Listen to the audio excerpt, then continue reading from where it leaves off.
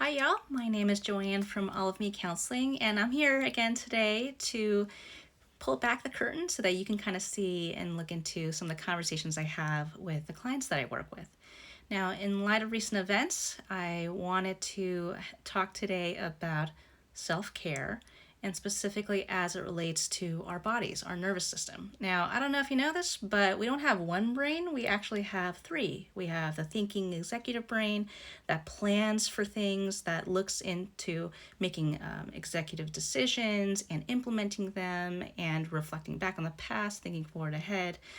And we also have our feeling emotional brain that's very relational. We're tuning into other people's facial expressions and cues and responding accordingly. Also, that's the part that holds our emotions of big events in our lives, both harsh and great.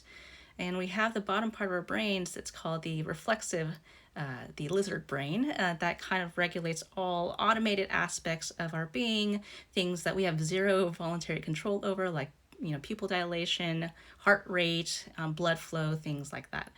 So given all the things that have been going on in the world, in the country, in our local areas, within our relationships, I wouldn't be surprised if our bodies are being bombarded with all kinds of stress that it doesn't know how to decompress from. And so our habits of thinking, feeling, and doing are definitely on hyperdrive as our bodies are trying to cope and survive.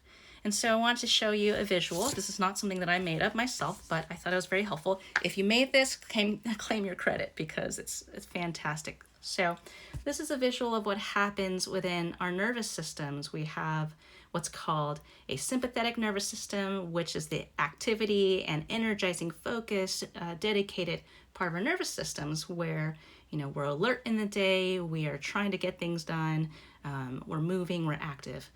And so that's kind of where our nervous systems kind of peak up, where we're increasing in activity and what's called arousal, so, another word for stress.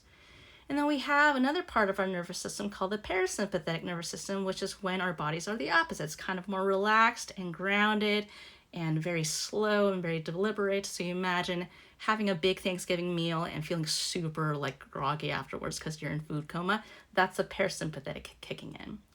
So throughout a normal day, our nervous systems are supposed to be in this particular window where there's a smooth and easy flow between the sympathetic nervous system as we're waking up in the morning, we're alert in the day, and then after, when 1 or 2 o'clock hits in the day and you're kind of feeling that crash and you need an extra cup of coffee or something, that's kind of when the parasympathetic is kicking in. So throughout our days, we have this smooth curve going up and down, and that's totally normal. And that's what's supposed to help us to stay present and connected, not in our reactive autopilots. So I'll probably talk about this another time about what's called the Enneagram that discusses our patterns or habits of thinking, feeling, and doing.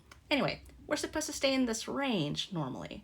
However, when we experience a very harsh situation, either single acute event or a chronic series of maybe smaller, lower grade events, where it overloads our nervous system and we don't know how to decompress or heal from that, then we actually jump into this system right here. So you see the original window, what happens for a grounded, healthy person in their normal range. And this event or a series of events kind of make it so that our nervous systems are overloaded.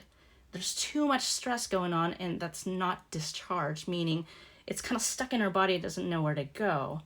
And so some of us may switch into what's called stuck on, where our nervous systems are on hyperdrive. The sympathetic nervous system, which is the alert and activity part, is what kicks in real hard, where the person is kind of spinning in anxiety. They're trying to be really active and get onto tasks, and these are the folks who tend to push themselves really hard, or they have a hard time settling. They kind of spin into being hypervigilant, have a hard time relaxing, they're very irritable, they have some digestive issues and things like that.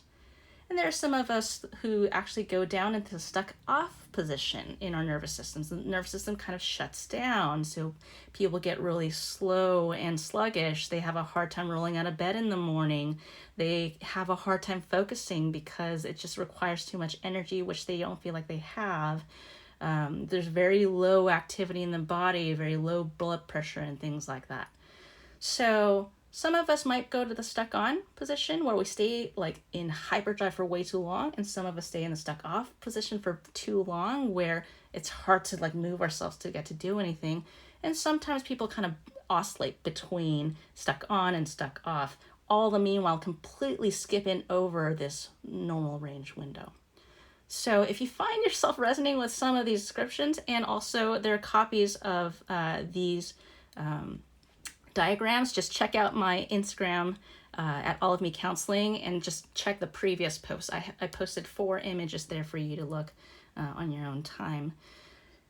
When our bodies are so overloaded, we can't help but kick into our reactive modes. Our bodies are trying to cope, they're trying to survive, they're trying to get by, and early on in life, those habits were super useful. It's just that when we're adults, those patterns don't work the ways that they were intended anymore. Sometimes they end up generating problems, like being hyper-focused and hyper-alert has been useful for some time, but sometimes someone's just really irritable in that place, and then they get into a fight with their partner, then that was totally unplanned for. And now there's like yet another thing they have to deal with.